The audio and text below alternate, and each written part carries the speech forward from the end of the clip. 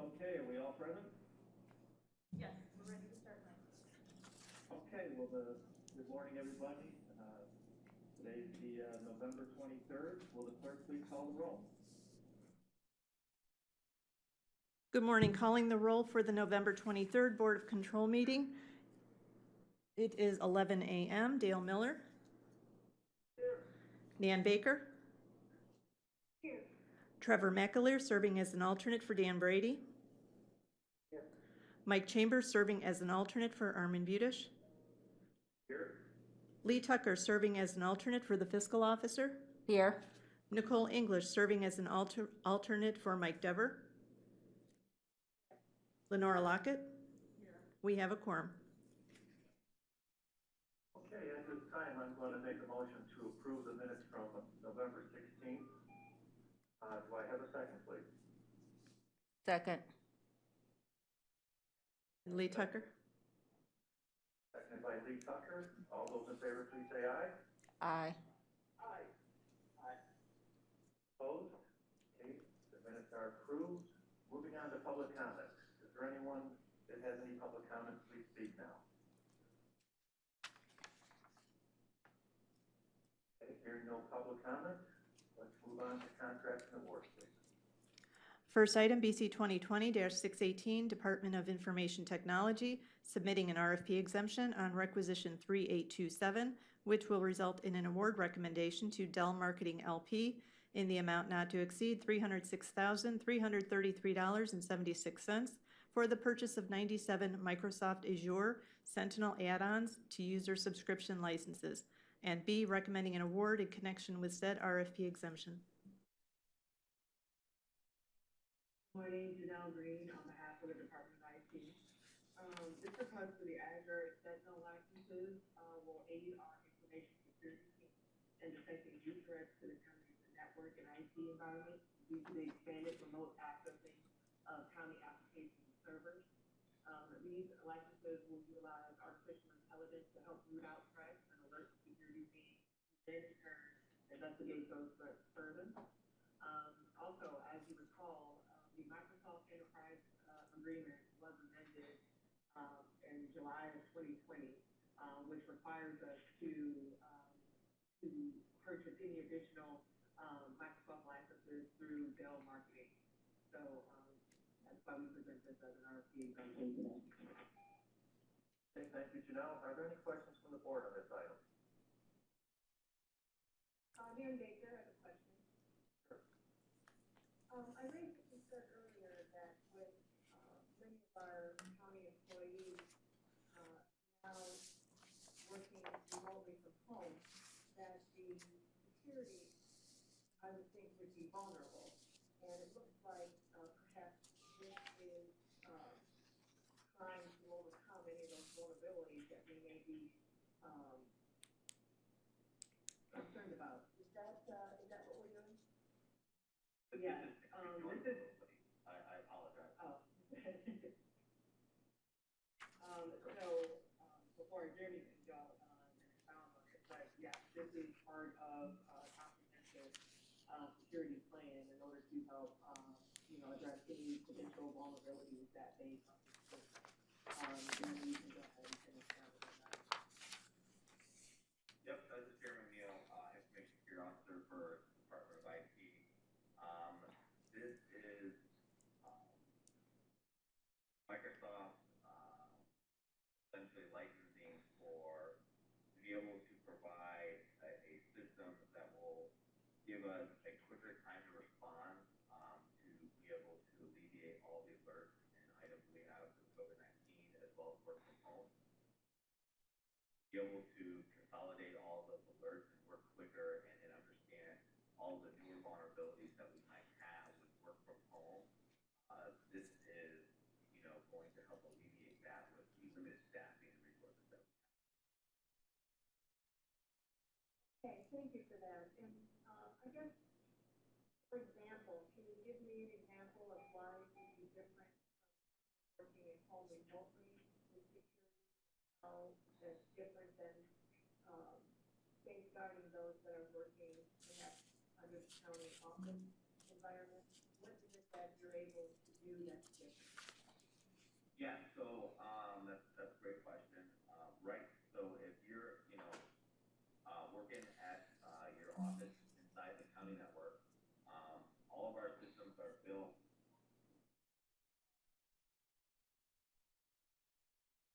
All of our systems are built, sorry about that. All of our systems are built, to centralize and analyze all of that data when you're coming from on the network.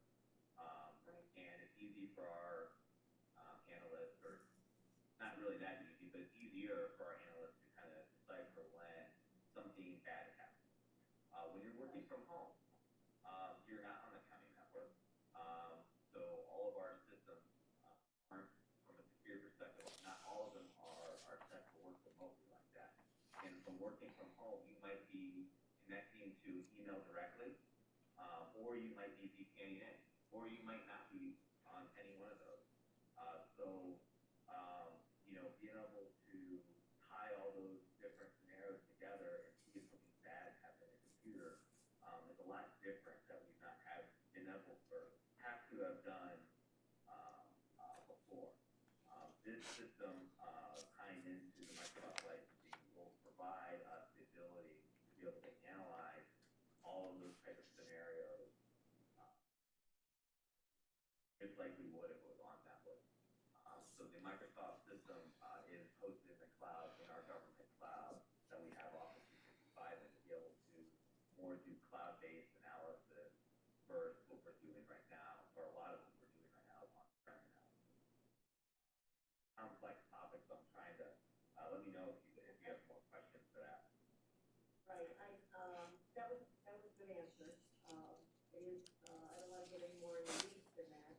Just wanted to get some understanding that this is in fact different, and that we are, understanding, the vulnerabilities of working remotely and how that could impact, how we could get those threats. So I appreciate that. Is there a date for this, purchase order? Is there a timeline, or just licensing ends? I don't see any date. This is a purchase order, so, it's prorated based upon when we get the executed purchase order over to the vendor. So, it may decrease slightly because of, the time frame it takes to get through, the procurement system. But it'll be co-termed, I'm sorry, it'll be co-termed.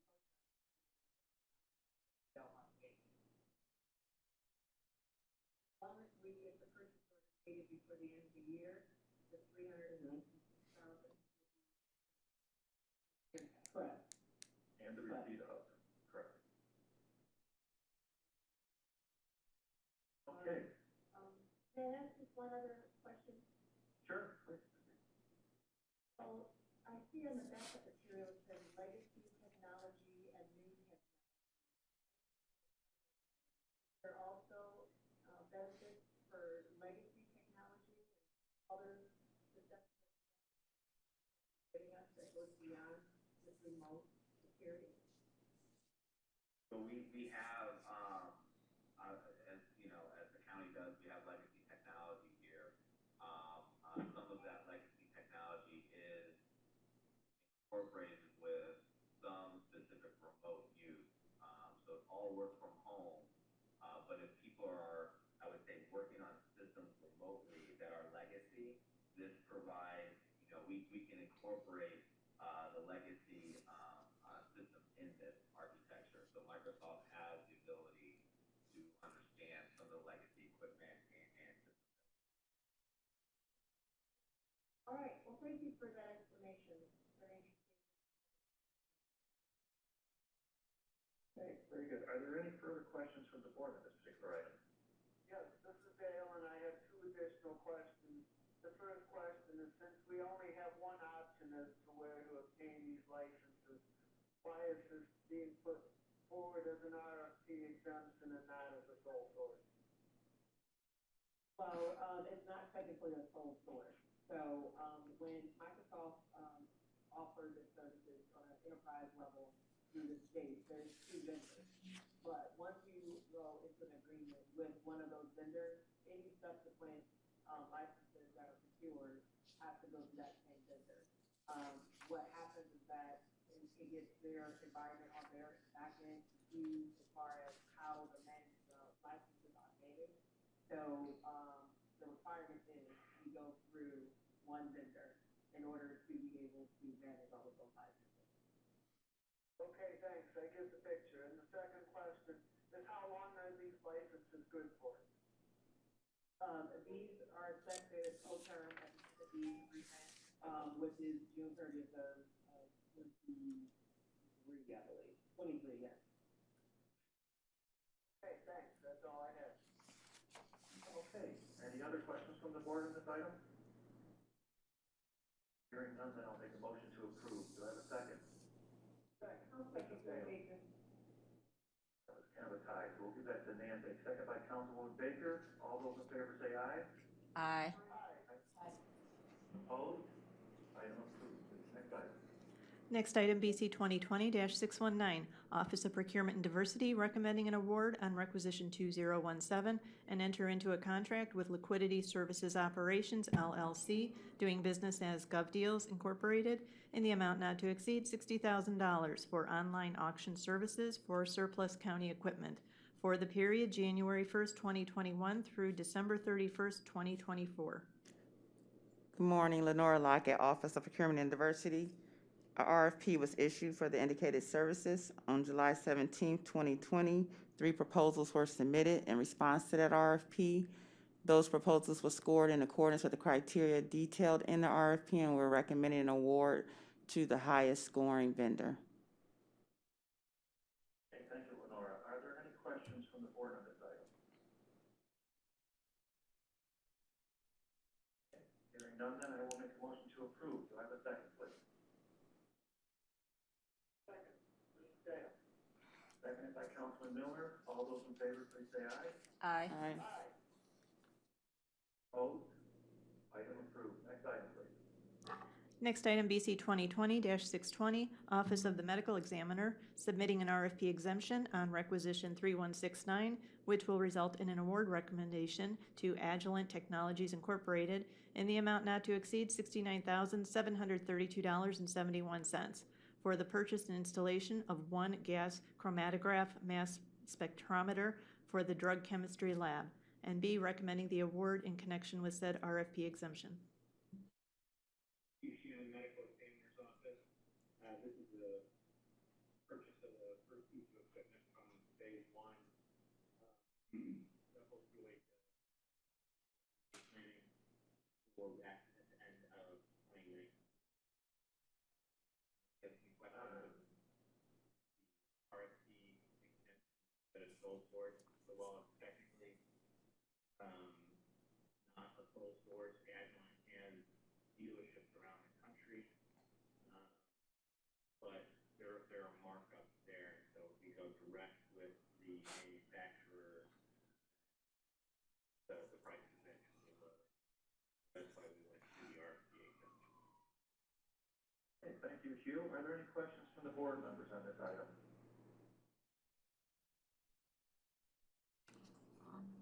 Okay, hearing none, then I'll make a motion to approve. Do I have a second, please?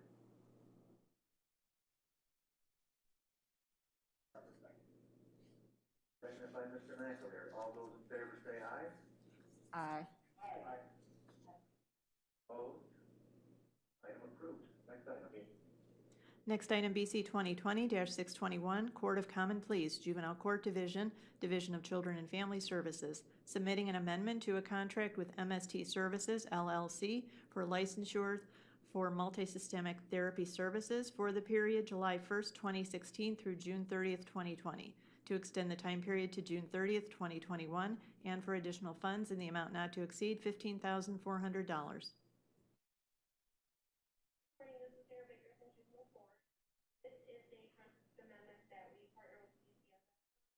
For MSP Services, which is the licensure for the MSP teams that will support and UCFS have. Okay, thank you, Sarah. Are there questions from the board on this item?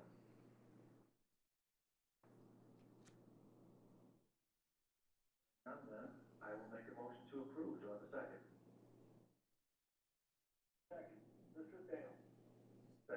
Councilman Miller. All those in favor say aye. Aye. Aye. Opposed? Item approved. Next item. Next item, BC 2020-622, Court of Common Pleas, Juvenile Court Division, and Department of Health and Human Services, Division of Children and Family Services, submitting an amendment with Case Western Reserve University on behalf of the Begun Center for Violence Prevention, Mandel School of Applied Social Sciences for multisystemic therapy training and consultation services for the period July 1st, 2016 through June 30th, 2020, to extend the time period to June 30th, 2021, and for additional funds in the amount not to exceed $75,600. Morning, Sarah Baker, Juvenile Court again. This is another amendment that we partner with DCFS on, with Case Western Reserve. They provide the training and here at the court and over at DCFS. And Sarah, are there any questions from our board on this item?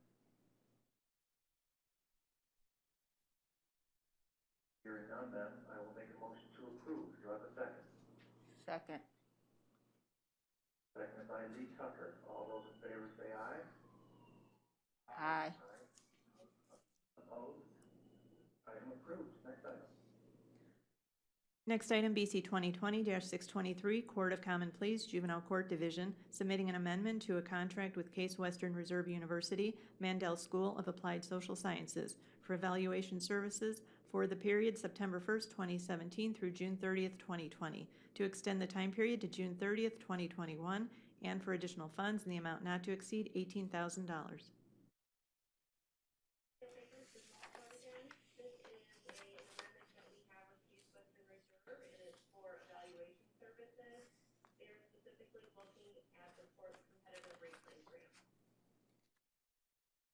Thank you, Sarah. Are there any questions from the board members on this item? Hearing none, then, I will make a motion to approve. Do I have a second? Second. Second, Mr. Dale. Seconded by Councilman Miller. All those in favor say aye. Aye. Aye. Opposed? Item approved. Next item, please. Next item, BC 2020-624, Court of Common Pleas, Juvenile Court Division, submitting an amendment to a contract with Case Western Reserve University for high fidelity wraparound monitoring services for the period November 1st, 2019 through June 30th, 2020, to extend the time period to June 30th, 2021, and for additional funds in the amount not to exceed $9,164.96.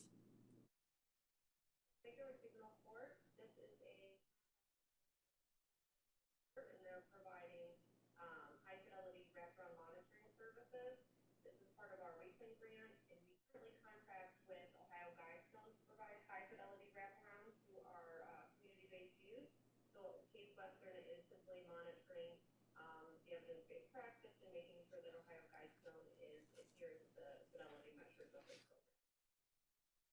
Okay, thank you, Sarah. Are there any questions on this item from the board? Hearing none, then, I will make a motion to approve. Do I have a second, please? Second. Seconded by Councilman Miller. All those in favor, please say aye. Aye. Aye. Opposed? Item approved. Next item. Next item, BC 2020-625, Court of Common Pleas, Juvenile Court Division, recommending an award on requisition 2018 and enter into a contract with Ohio Guidestone in the amount not to exceed $40,000 for trauma-informed mentoring services to the Promise Team youth population for the period July 1st, 2020 through June 30th, 2021.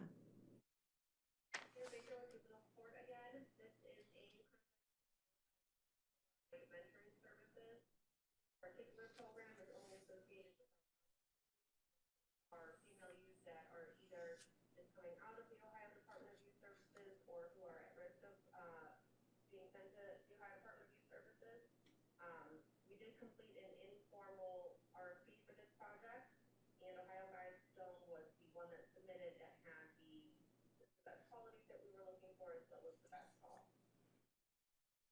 Thank you again. Are there any questions on this item from the board? Hearing none, then I'll make a motion to approve. Do I have a second?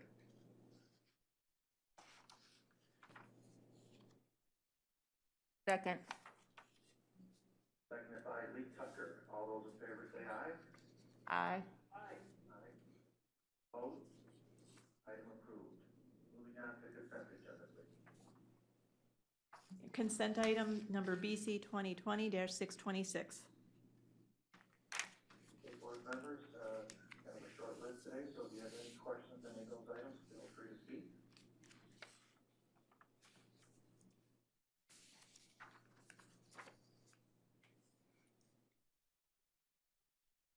Are there any questions on any of the items? Okay, hearing none, then I'm going to make a motion to approve. Do I have a second?